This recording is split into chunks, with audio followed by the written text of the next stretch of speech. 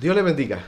Bienvenido nuevamente a esta sección de esta lección en la que estamos aprendiendo acerca de todos lo que son los hábitos, los buenos hábitos de un buscador de Dios, los primeros pasos que debemos dar. En esta ocasión vamos a ver esta parte muy importante acerca de lo que es el dar y dar la ofrenda para Dios. La ofrenda la realizamos voluntariamente. Importantísimo esta frase. Es algo voluntario. Recuerde que todos los actos de fe son voluntarios. Cuando el Señor nos pone en el corazón una necesidad concreta o cuando hay precisamente ese deseo de agradar a Dios mediante un aporte. Estas ofrendas se realizan aparte de nuestro compromiso del diezmo, no va incluido en el diezmo, por lo que no deberíamos restarlo del diezmo. El diezmo, entonces, vemos que surge precisamente de la necesidad o de aquello de estar ministrando para las cosas sagradas. Igualmente lo es la ofrenda, cuando en el ministerio, en el ejercicio del ministerio se requiere algo. Igualmente es para las cosas sagradas. Entonces ofrendamos y nos esforzamos entre todos para dar conforme a nuestras posibilidades materiales, pero siempre voluntariamente. La ofrenda puede ser pública o puede ser privada. Si son ofrendas, por ejemplo, públicas, es decir, estamos en un grupo de personas, entonces se puede saber lo que cada uno ofrenda, lo que cada uno aporta. Lo vemos en el caso, por ejemplo, de la viuda, aquella viuda pobre que se acercó a dar una ofrenda.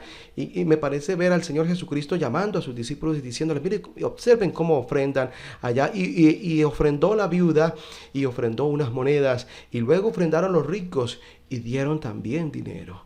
Pero lo que habían dado materialmente, económicamente, los ricos obviamente era mucho más, pero el Señor dijo, aquella viuda pobre dio más que los ricos, porque dio todo lo que tenía. Entonces, en esto es interesante aprender que el Señor cuando nosotros ofrendamos, Él está mirando, Él mira cómo ofrendamos. ¿De qué manera lo estamos haciendo? Y dice, levantando los ojos, vio a los ricos que echaban sus ofrendas en el arca de las ofrendas. Vio también a una viuda muy pobre que echaba allí 2 blancas. Y dijo, en verdad os digo que esta viuda pobre echó más que todos, porque todos aquellos echaron para las ofrendas de Dios de lo que les sobra, mas esta de su pobreza echó todo su sustento. Entonces vemos allí cómo se cumple esto que ya hemos hablado acerca de cómo Dios mira la manera en que nosotros lo damos. Cuando la ofrenda es para dar limosna, es una palabra bíblica, pero una palabra mal aplicada hoy día, porque la gente da lo que le sobra para los pobres, para cubrir las necesidades individuales de algún hermano que está en necesidad. Estas generalmente son dadas en secreto, como el Señor Jesucristo lo enseñó cuando Él dijo en San Mateo capítulo 6, cuando pues des limosna, no hagas tocar trompeta delante de ti como hacen los hipócritas en las sinagogas y en las calles para ser alabados por los hombres. De cierto os digo que ya tiene su recompensa.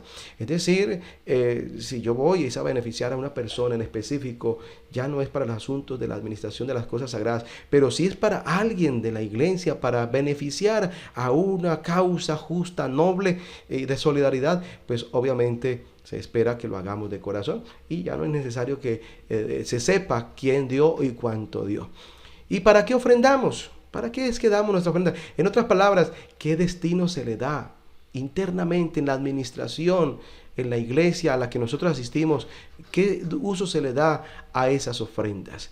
Entonces se usa para las necesidades materiales de la iglesia, para la compra o alquiler de un lugar de culto, por ejemplo, cuando damos una ofrenda pro templo, para el mobiliario necesario para hacer efectiva su utilización, bancos o sillas, micrófonos, altavoces, instrumentos musicales, etcétera.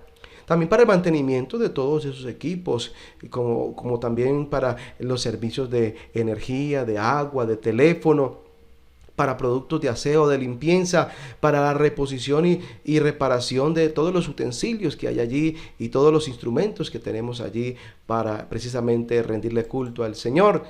También para extras que la iglesia, conforme crece, ve que necesita para el bien de la obra. Entonces son una cantidad de gastos que pueden darse de manera eventual y que obviamente los estaremos cubriendo con nuestras ofrendas. Si así nosotros decidimos apoyar esa causa, por ejemplo, con la compra de un vehículo, por ejemplo, para la iglesia, para una imprenta, para fotocopias, para libros, para equipos musicales, para proyectores, para una cantidad de elementos, incluso hoy día tecnológicos, tecnológicos que sirven precisamente para la administración de las cosas de Dios a la manera de hoy día, ¿cierto? Porque los tiempos han cambiado y ya no es como en el tiempo de Israel, pero ahora obviamente todo sirve y se administra para las cosas sagradas. Entonces, aquí es importante que nosotros ofrendemos también para las necesidades de los pobres, como lo veíamos, para la ayuda a los hermanos en la fe, para los que estén necesitados, a los pobres, incluso algunos de ellos inconversos, que hacemos donativos, quizás hacemos también donativos a organizaciones dedicadas a este ministerio de ayudar a los pobres. De hecho, que nuestra iglesia tiene fundaciones, entre ellas está la FOSU, que es la Fundación de Obra Social Unida, que es la que ayuda para cuando existen calamidades, para cuando existen muchas necesidades a nivel nacional o incluso a nivel internacional misionero.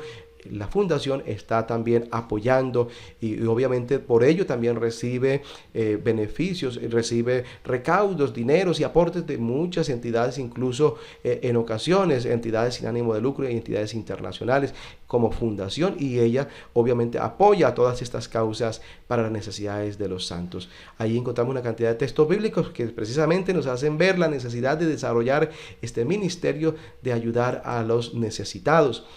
El que cierra su oído al clamor del pobre, también él clamará y no será oído, dice en Proverbios 21:3. Es decir, si nosotros hoy ofrendamos, damos un aporte para la necesidad de alguien, puede ser que mañana me corresponda a mí también solicitar una ayuda. Puede ser que yo mañana me vaya a ver beneficiado con un aporte porque habrá una apertura económica, alguna situación difícil, y podré recibir el beneficio de ese aporte económico para ayuda social.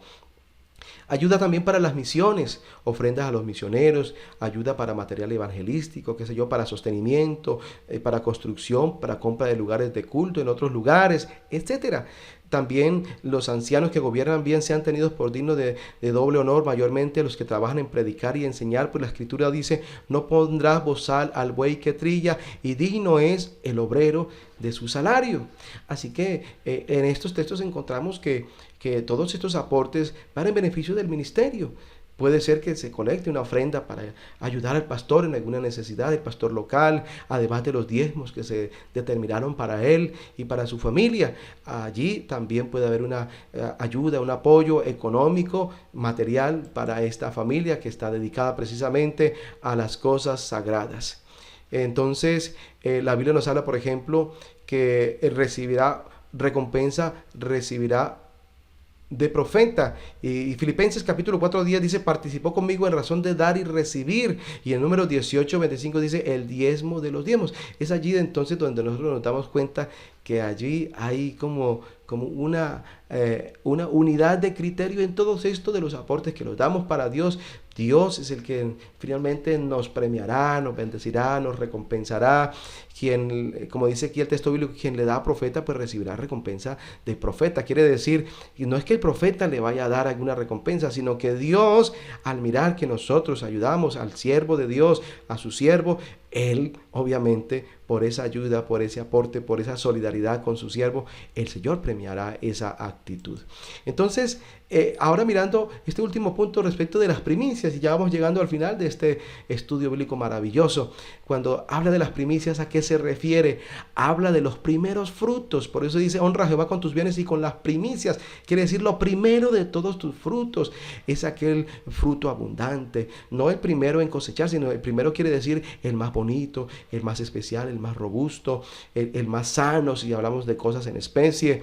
Y en este caso, obviamente, cuando hablamos de primicias, con una cantidad considerable y generosa y abundante. Obviamente damos a Dios de lo que hemos recibido y lo damos en primer lugar. Y está como ejemplo la ofrenda que dio Abel. Abel, dice la Biblia, que trajo de los primogénitos de sus ovejas, es decir, de las primicias de las ovejas, de las primeras, ¿cierto? De las mejores. Eso es la primicia. Y dice en San Lucas, dice: porque todos han echado de lo que les sobra, pero esta de su pobreza echó todo lo que tenía. Entonces Dios allí está mirando qué estamos dando, cómo lo estamos dando. Esta mujer dio todo su sustento, es decir, dio le dio a él en primerísimo lugar, lo colocó a él en primer lugar, que ese es el sentido de las primicias. Por eso habla de primacía, de primero, es colocarlo a él en primer lugar, dándole lo mejor a él. Las primicias nosotros acostumbramos a hacerlo algunas veces anualmente o semestralmente con el propósito de poner ese periodo en las manos del Señor para que obviamente tengamos bendiciones de Dios y le vamos a decir, Señor, en este semestre o en este año voy a dar mis primicias para saber que voy a contar con tu respaldo. En otras palabras, este proyecto económico, este trabajo, que digo yo, este negocio, lo coloco en tus manos, tú eres como mi socio y voy aquí, Señor, a dar estas primicias de antemano porque sé que va a haber una bendición abundante a futuro. Así que este es el sentido de las primicias. Le invito para que participemos y creamos en todo esto que es bíblico. No estamos hablando nada fuera de lo que dice la palabra de Dios. Le invitamos entonces en el nombre del Señor Jesucristo a seguir en este estudio de la palabra de Dios, resolviendo el cuestionario que le estaremos enviando y los materiales lúdicos. Que Dios nos siga bendiciendo a todos y llegamos al final de este nivel básico de doctrina. Que Dios les bendiga a todos.